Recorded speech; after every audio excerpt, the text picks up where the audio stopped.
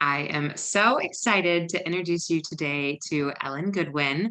We are going to talk about how to get your stuff done. I'm giving you the PG version of that. We'll talk about that. How are you, Ellen? I'm doing great. How are you? Oh, I'm good. The sun is Good. shining and we get to hang out for this hour. I'm excited. Exactly. Exactly. You can see like it's very sunny right here.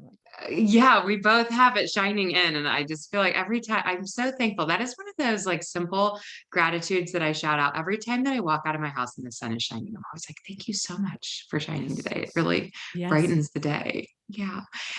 When you and I first started reaching out to each other, I was like, you are speaking my language. I feel like accountability was coming through loud and clear. So give our audience a bit of your background and where you are today. Okay. Well, thank you for having me. I used to in a former life. I was a graphic designer for years and years and years and years. And I ran my own business, ran it out of my office at home. And so I worked when no one was watching, which was, awesome, except when it wasn't, because when you work when no one's watching, you have no accountability, you have nobody that's checking in on you. And that was wonderful until it wasn't.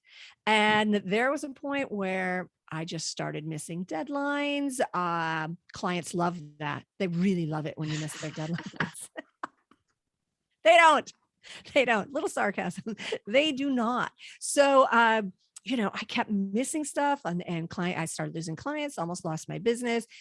There was one day where I took a job that I was just like, I needed money and it was my own fault. And it was this really hot day. And I was like, okay, they live inland, so they're going to have air conditioning. It'll be great. I can be there for like an hour in their air conditioning. And I get there and there's no air conditioning.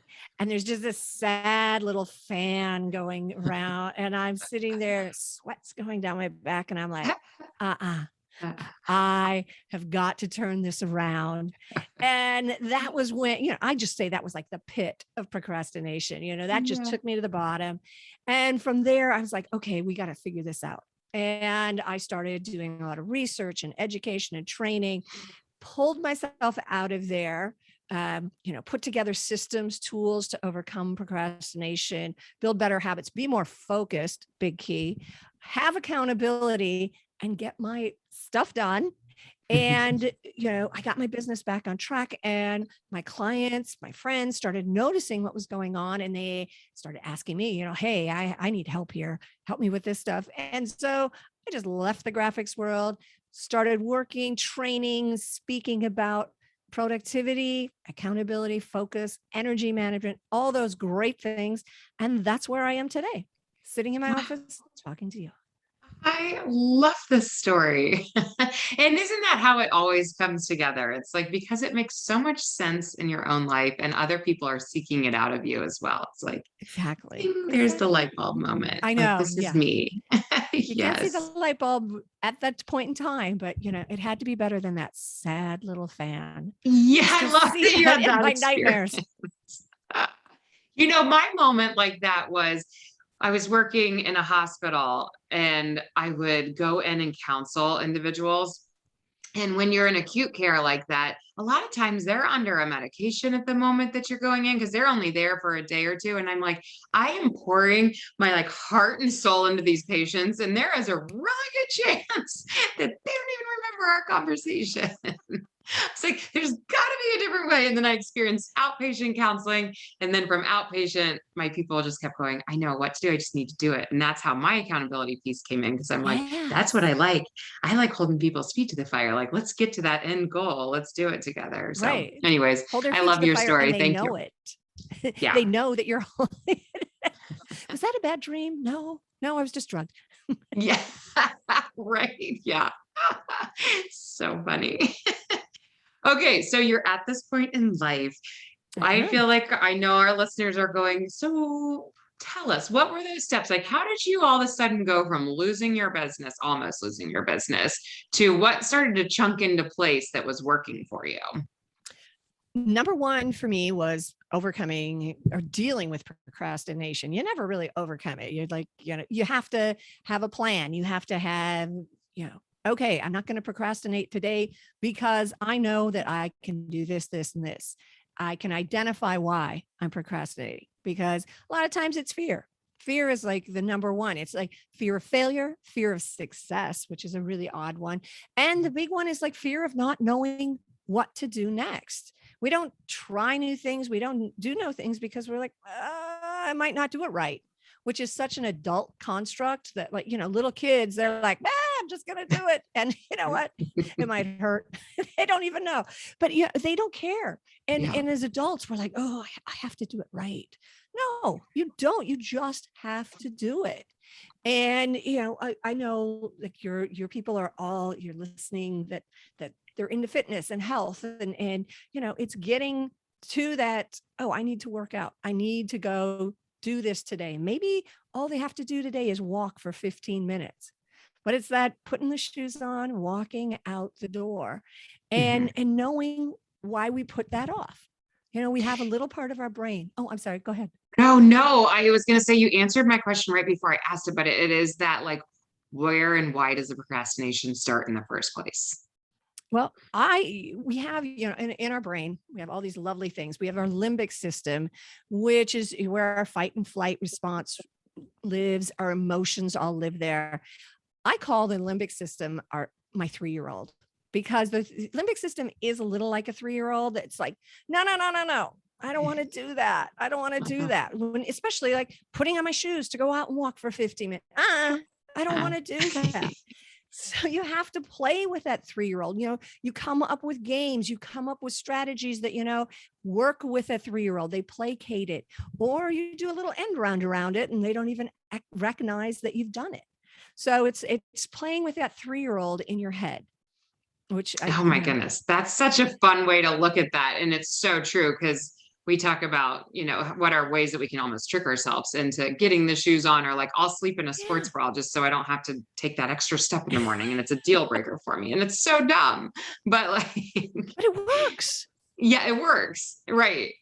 Yes, yes. It's so, sometimes, so where I live, I've had a neighbor we've been neighbors for 19 years, and probably 17 of those we have walked at least once a week. Usually it's a Tuesday morning. We get out and walk, and it's an hour-long walk, and it goes so fast and it's so fun. And then those days where she can't make it, it is the longest hour of my life. And Yes. so I know my little 3-year-old's going, you know what? You could turn around up here and no one's going to Uh-huh. know. Uh-huh. And I'm like, can't Or do not it. even go in the first place. Yes. Yeah. Yeah. No, I will do it. But what I'll do is I'll play a game, rather like when we walk, we talk, talk, talk, talk, talk. So instead I look. And so what I'll do is I'll pick a color. You know what? Today I'm going to count how many red things I see on my walk. And so I'm looking for things I wouldn't normally look at because we'd be talking. Or I look for shapes. How many rectangles can I see? How many, odd shapes can I see? So I just play with my 3-year-old. Like, can we get more? Sometimes it's just counting how many dogs are out walking with people, but just playing a game to make it more fun. Yeah. Yeah. Okay. So we need to understand why we're procrastinating in the first place, or at least have a pretty good idea, right? Would be like kind of phase one of this process. Yeah. And then what? So once you have a good idea, are you procrastinating because you're afraid? Are you procrastinating because it's a low value thing? Like, oh, I need to do the dishes. Yeah, that's exciting. If it's low value, you don't want to jump into it. Are you procrastinating because the end goal is too far away? I mean, if I want to lose a lot of weight or like some weight, I want to lose 10 pounds, 15 pounds. That's not going to happen tomorrow. So part of my brain goes, you know what? This donut, how could that be a problem? It can't. So we have all these different reasons we procrastinate. So after you identify it, okay, that goal's too far away. What can I do about that? Well, what can I do to make it important today to get me towards that? And that could be a star chart that, each time you work out, you're putting a star on a chart on the refrigerator door. Mhm. Yeah, it works for 3-year-olds. It works for 40-year-olds. It works for 50-year-olds. I mean, I have a star chart on my refrigerator right now. But it's making what you're doing important to do today. If it's a low value thing, then you think about, okay, well, I don't want to do it. Well, tie it to something bigger. Okay, I want my house to look nice. So if I do the 10 minutes of washing dishes and, something like low value besides just, okay, you can't get started, set, do a countdown. Mel Robbins is great for that. Five, Mhm. 4, 3, 2, 1. Okay, get going. Set a timer.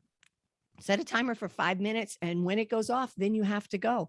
Or set a timer for 10 minutes and see if you can beat the clock.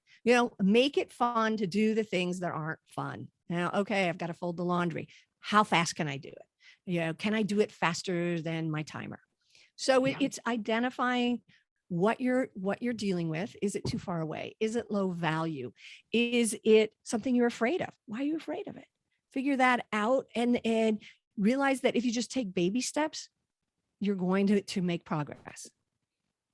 Yes. And another thing that I read out of one of your blogs, which I really liked, and we're so aligned on the same pages, there is no one size fits No. all with this, that what works for you really well might not work for me as Yeah. well. And to be okay with that. You had written that you wanted to get something done. And so you had given your neighbor a check for your political party that you don't Yes. care for.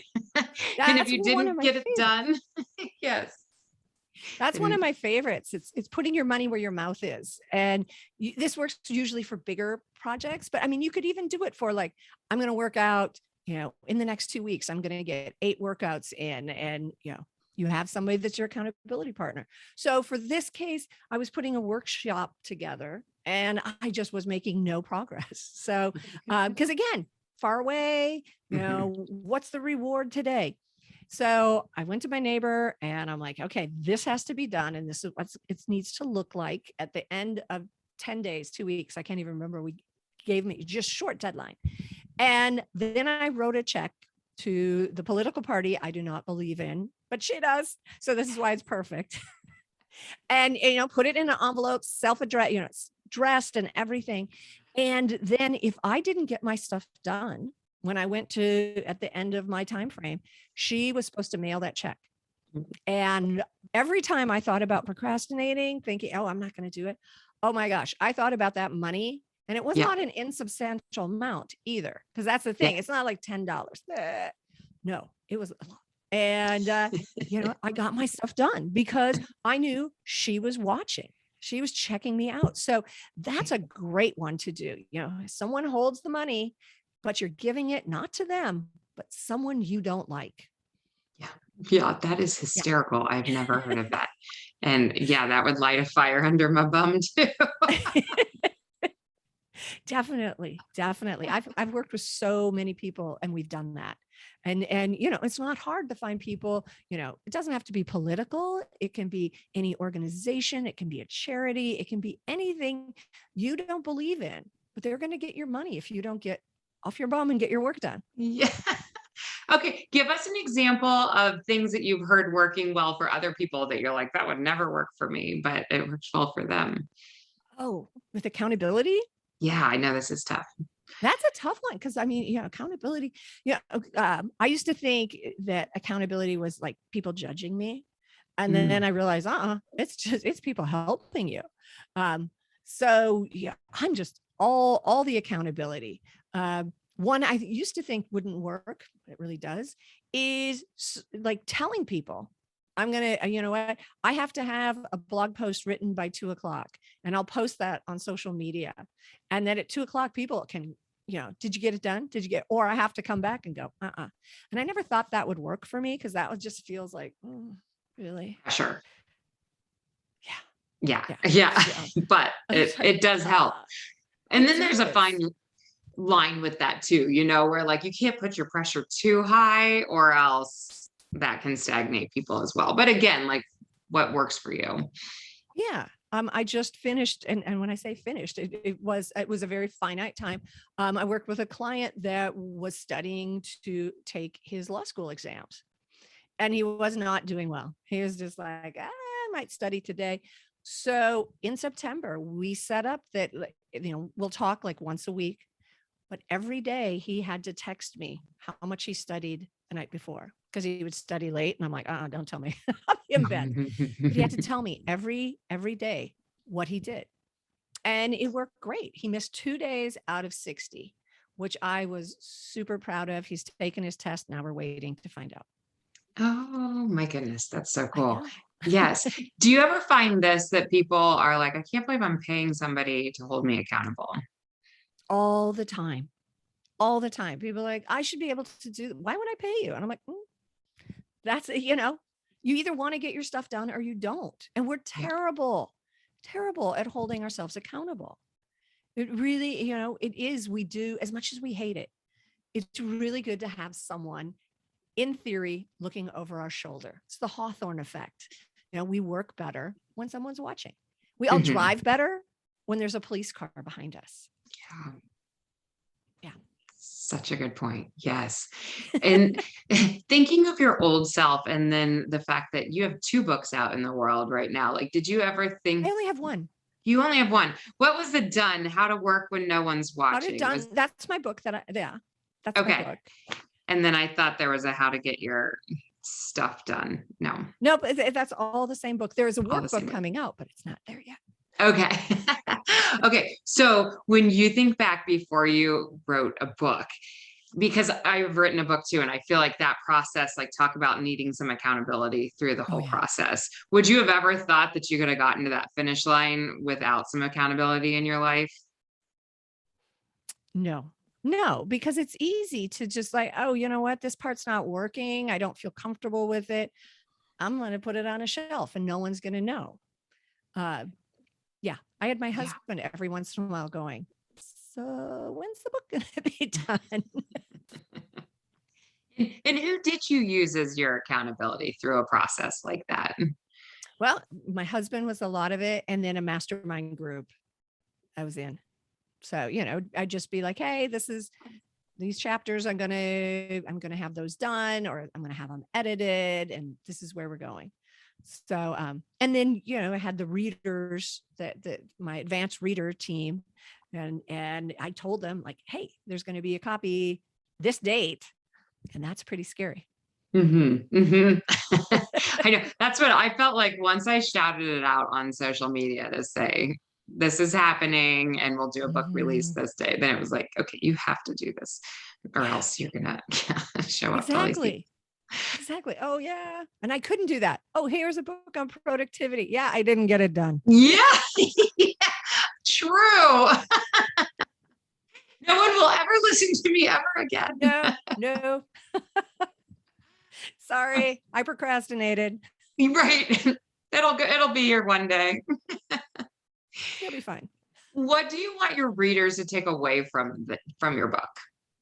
Well, you touched on it earlier. There's no one size fits all. And there's lots of options when it comes to getting things done. And to not listen to the voices that say, this is the only way. There's the get things done, David Allen process, which adds a lot to your life when really what people need is like take things away.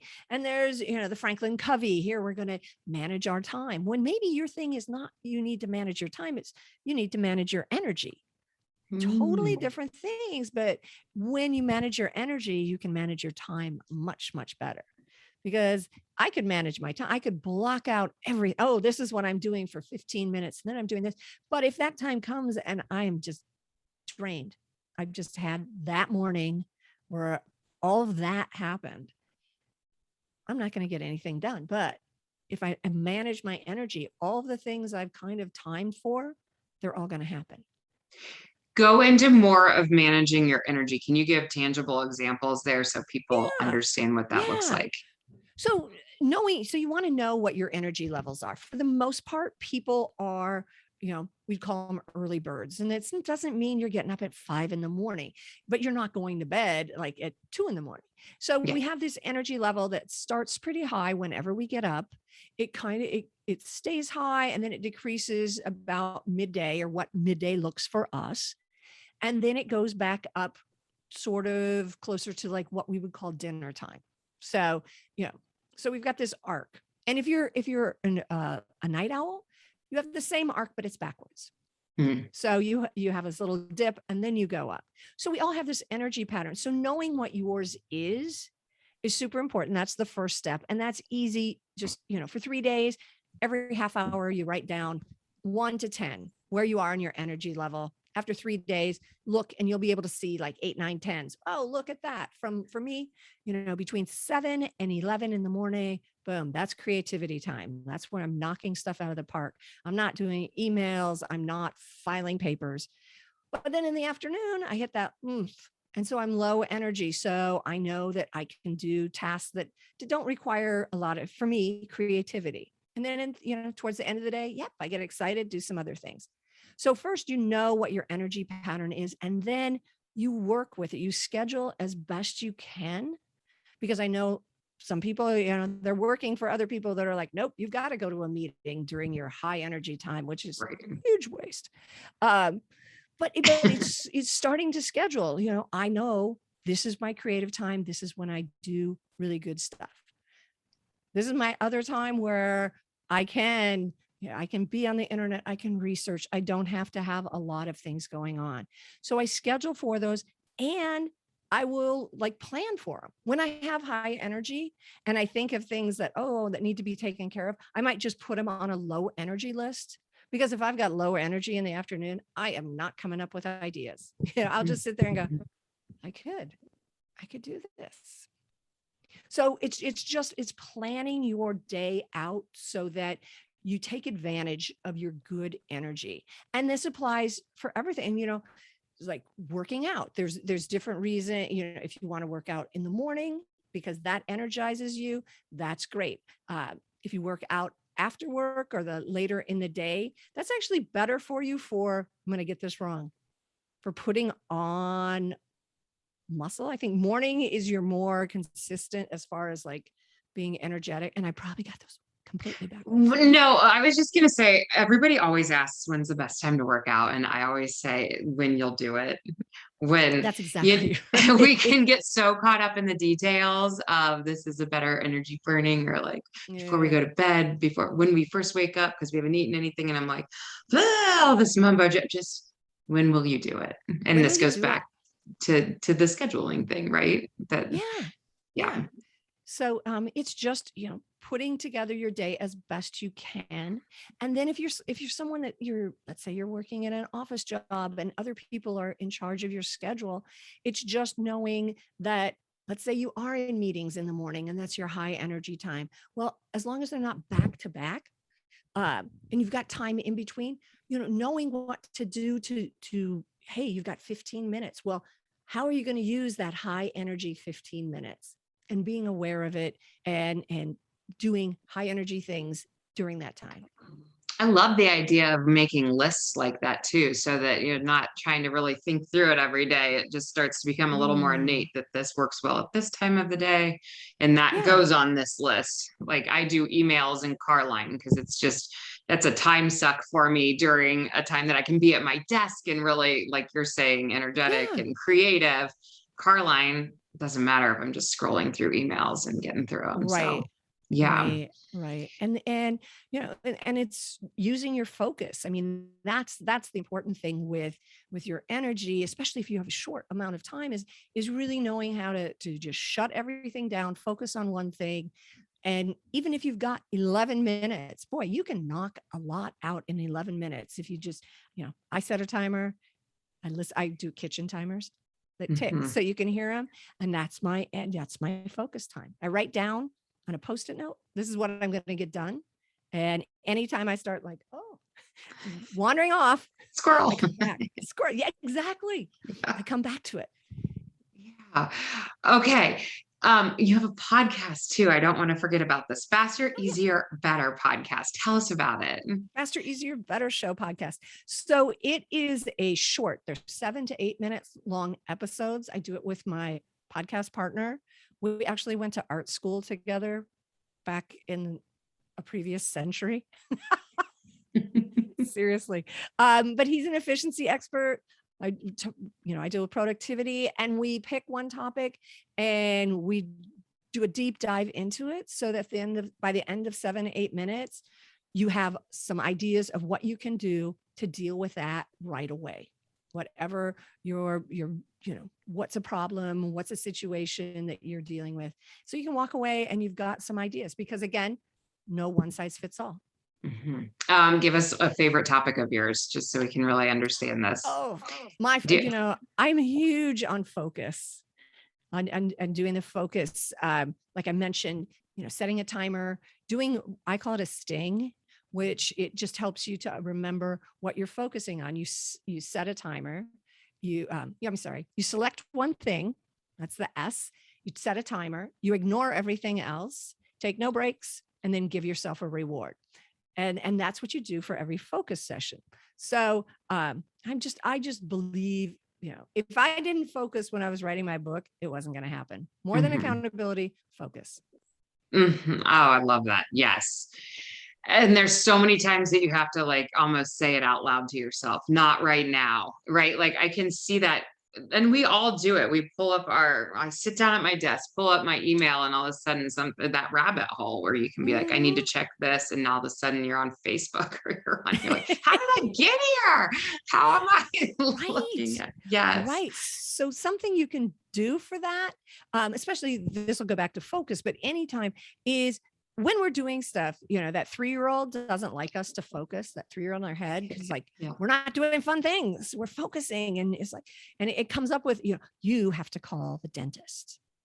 Yeah. Well, no, I don't. Well, yes, you do. And you should do it right now. And so I always have a back burner list, which is just a notepad.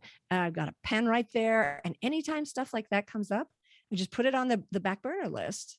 And that's a great one to go to when you've got low energy or when you have time. Because if I'm focusing, the last thing I need to do is call the dentist. I mean, there's so many levels on that one. Yes. Yes. No, I love the name of that, the back burner list. That makes so much sense in my head. Yeah.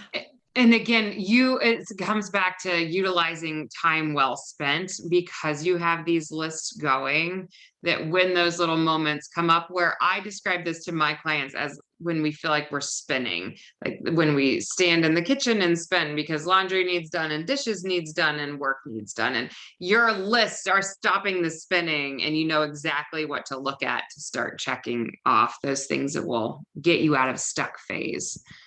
And I can add one more thing to that. If you've got this list of, yes, I've got laundry, I've got all of this, number them, number 1, 2, 3, 4, 5, then roll some dice. And whatever number comes up, that's the one you do, because then there's no spinning. Oh, I like that. And no decision fatigue over, do I feel like doing this? It's just chosen for you. That's good. Yeah. I need to keep, what am I not asking you that I need to, because you have everything that I bring up. I'm loving where you go with it. Yeah, no, the dice thing is, what, dice were great for planning dinner. What are our options? Where do let's go out where do you want to go? Oh, let's go out for Thai. No, I don't want to go for Thai. Oh, you want to go, that it happens all the time. What do you want for dinner? Number them, roll the dice. And away you go. What do you want to do this weekend? Number them, roll the dice. What am I wearing today?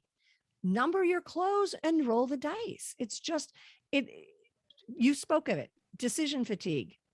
Quit making decisions, small decisions, so you've got energy for the big ones.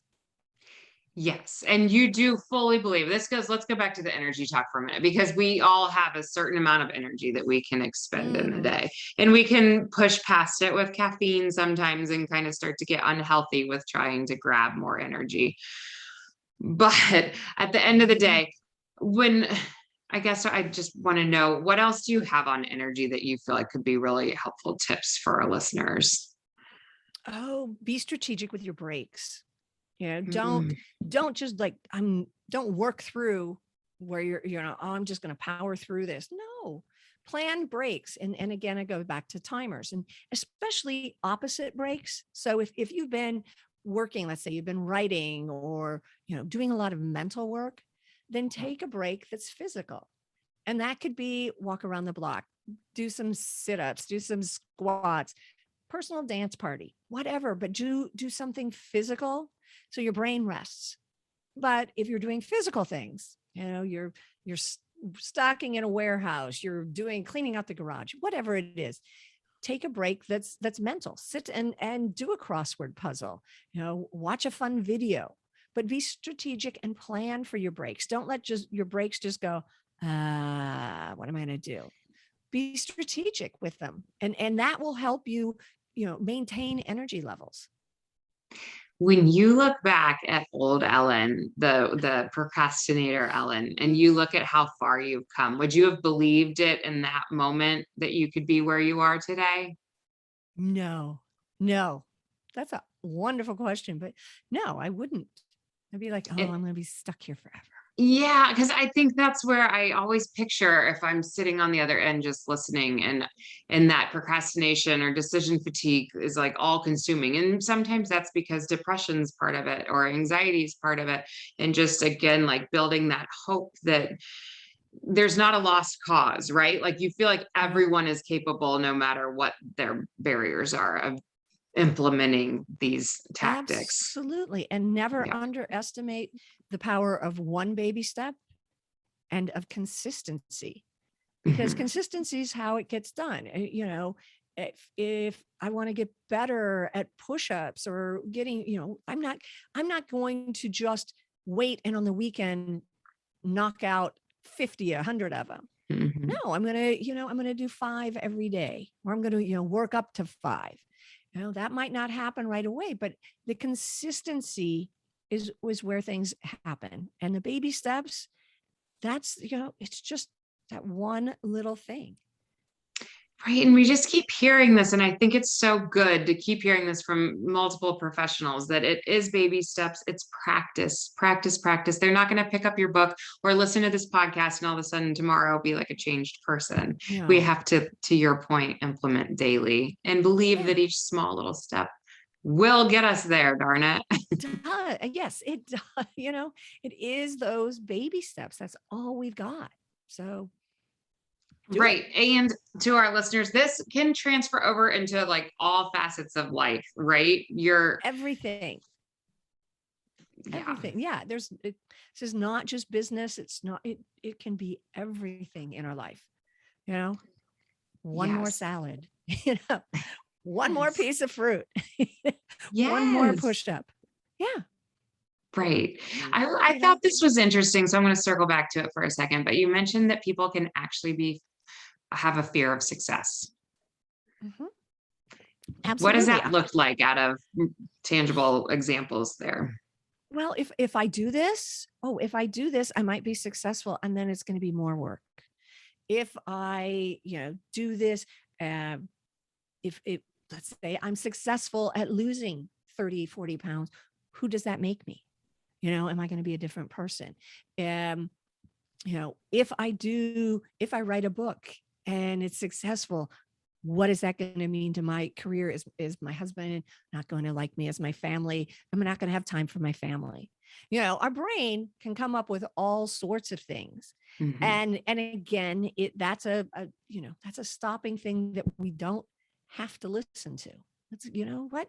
Just do the baby step and let's see what happens. But you can't say, you lose 40 pounds, that it's going to ruin everything. You might be an amazing, your new self might be an amazing thing. So don't shut yourself down.